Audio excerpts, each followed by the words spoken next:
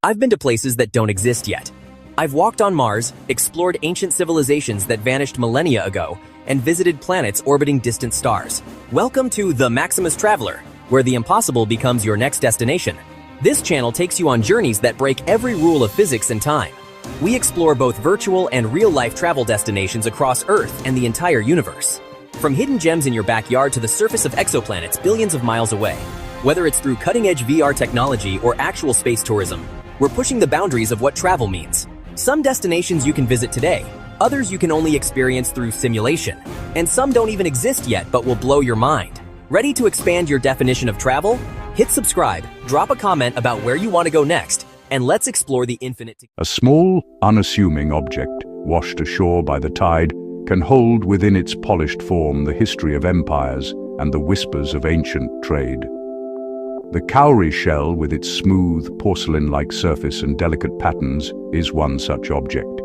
It is a marvel of natural design, a tiny, resilient home built by a sea snail. But for millennia, this small shell was not merely a thing of beauty on a sandy beach.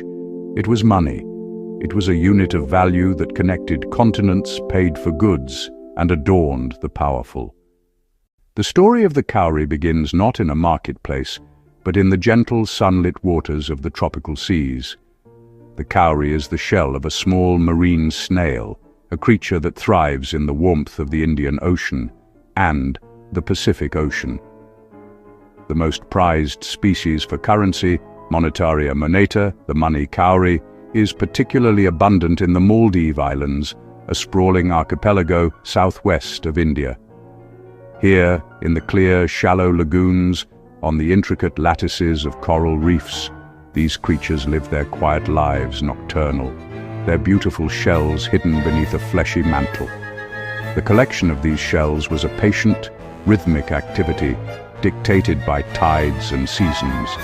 Mats woven from palm fronds lured cowries to gather and attach. Then, at low tide, islanders lifted them and shook the shells into baskets.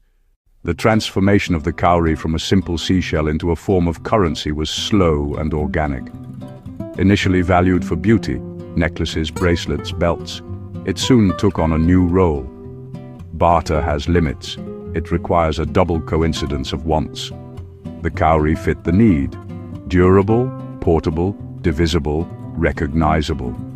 Standardization emerged, shells strung in set quantities, a string of 40, bundles of strings. A merchant could read a person's buying power at a glance. From ornament, it evolved into a tool of exchange, its influence spreading like ripples across the Indian Ocean. It became wealth you could wear, a currency that was also art. Accessible, countable, and trusted, it accelerated everyday trade. Its uniform size made counterfeiting hard, crucial for any currency. Light to carry, easy to string, perfect for merchants on long journeys. The humble shell became an elegant solution to the problem of trade. In coastal India, the cowrie found its first major continental home outside its Maldivian cradle. Ports of Bengal, Odisha, and the Malabar coast thrived as hubs. Cowries flowed in vast quantities.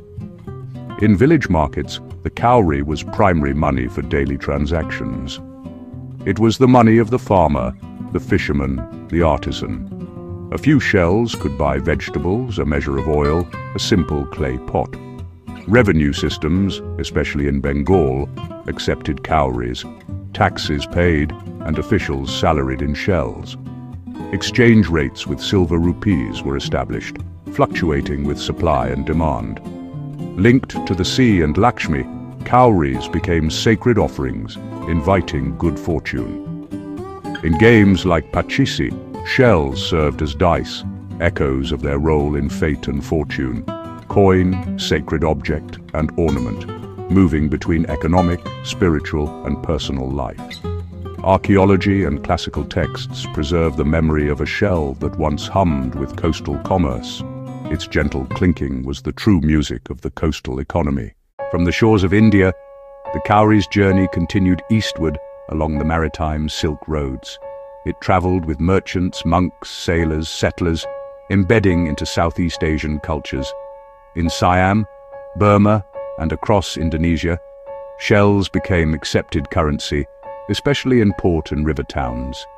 In China, as early as the Shang dynasty, the shell was treasure. The character Bei depicts a cowrie. Bronze imitations became some of the world's first metal coins, a shift to state money.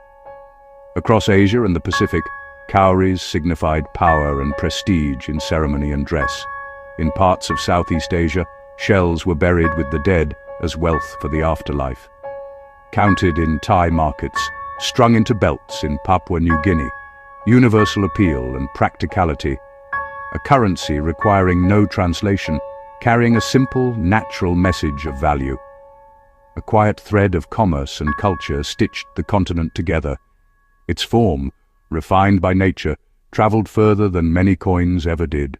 Nowhere did the cowrie achieve a more dominant monetary role than in Africa. From the Maldives by sea to African ports, then by camel across the Sahara to the interior.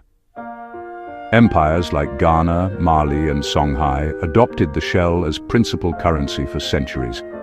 Perfect for bustling markets, cola nuts, salt, livestock, textiles, small units and large aggregates.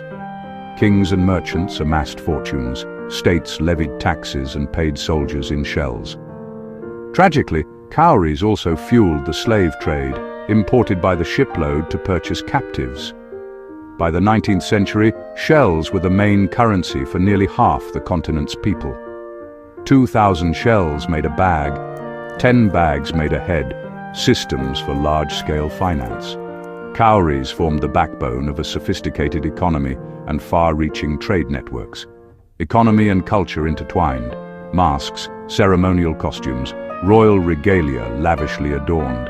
An ober's robe could hold thousands of shells, each a token of sovereign wealth. Diviners cast shells to seek guidance, bridging the material and spiritual worlds. A currency for both body and soul, value measured in trade and in meaning. The scale and symbolism of the cowrie in Africa were immense and enduring. Beyond money, the cowrie was a vessel of meaning. Ritual, art, personal expression. Its eye-like form linked to fertility, given to women, sewn into bridal clothing, used in birth ceremonies. Diviners cast shells, face up or down interpreted as messages from gods or ancestors, worn as protection against the evil eye, polished surfaces deflecting ill will.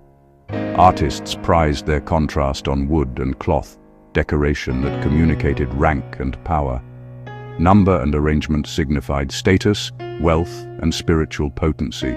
Even where not primary currency, the shell held cultural weight. It represented life, wealth, protection, a connection to the unseen. When coins and paper took over, cowries retreated from commerce into culture, their value now set by tradition, belief, and the enduring need for beauty and meaning. The reign of the cowrie did not end overnight. Colonialism and industrialization slowly changed the rules.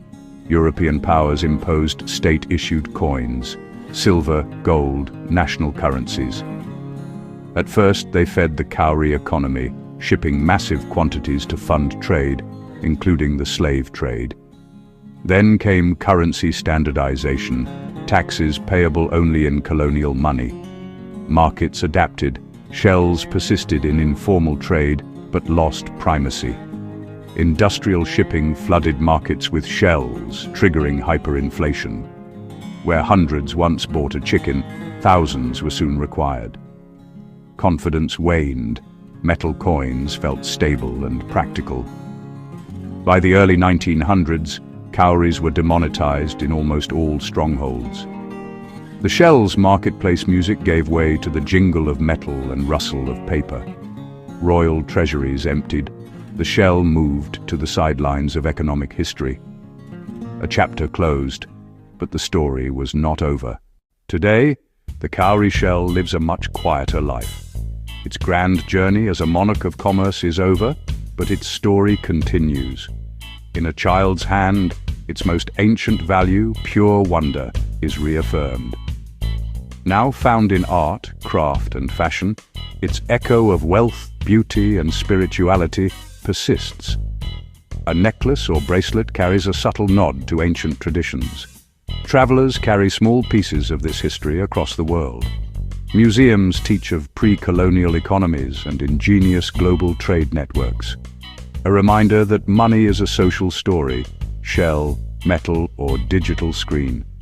It began as a humble creation of the ocean, rose to global currency, and returned to cultural appreciation. It links the vast ocean to the intimacy of a village market. A small shell with a very big story of trade, culture, and our enduring search for value and beauty.